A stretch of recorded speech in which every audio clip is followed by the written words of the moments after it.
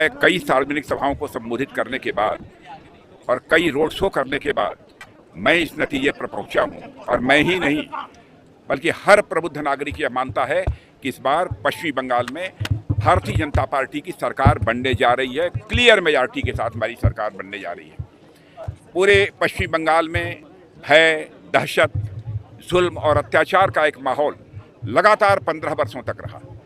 लेकिन पश्चिमी बंगाल की जनता ने बराबर टीएमसी को 3-3 बार का मौका दिया। 15 वर्षों का समय, मैं समझता हूं किसी राज्य के विकास के लिए 15 वर्षों का समय यह कम नहीं होता है। देश में बहुत सारे ऐसे राज्य हैं जिन राज्यों ने केवल 5-8 वर्षों के अंदर ही अपने राज्य का विकास तेजी के साथ किया है। पहले इस पश्चिमी बंगाल का कंट्रीब्यूशन, योगदान, जो देश की अर्थव्यवस्था में जो 10% हुआ करता था, टीएमसी के आने के बाद वो घटकर 5% तक पहुंच गया है। ऐसे हालात हो गए हैं। लोग यहाँ भय और दहशत के माहौल में अपनी किसी तरीके से जिंदगी गुजार रहे हैं। इसलिए मैं पश्चिम बंगाल की जनता से अपील करना चाहता हूँ, इस बार परिवर्तन होना चाहिए।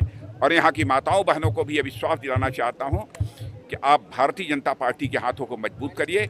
हम इस देश की, हमारे प्रधानमंत्री मोदी जी इस देश की महिलाओं को लोकसभा और विधानसभाओं में 33% का आरक्षण देने के लिए पूरी तरह से प्रतिबद्ध हैं। आज नहीं तो कल यह होकर ही रहेगा।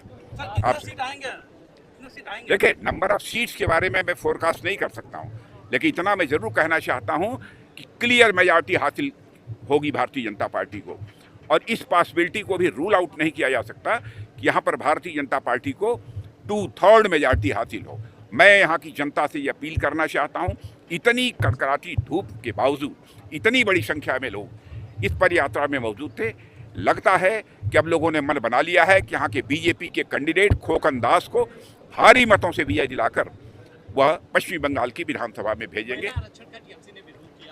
नहीं, टीएमसी ने, डीएमके ने, कांग्रेस ने, समाजवादी पार्टी ने, सभी ने विरोध किया है। लेकिन महिलाएं, जब चुनाव होगा उसमें इन राजनीतिक पार्टियों को, जिन्होंने की महिलाओं के 33% आरक्षण का विधानसभा लोकसभा में विरोध किया है, उनको सबक सिखा देंगी। सर, ऑपरेशन सिंदूर बालाकोट को लेकर जादूगर कहा है मोदी जी को, राहुल गांधी का ये बयान आया था। नहीं, वो उस पर जो बोलना था मैंने 1 मिनट में बोल दिया था संसद में।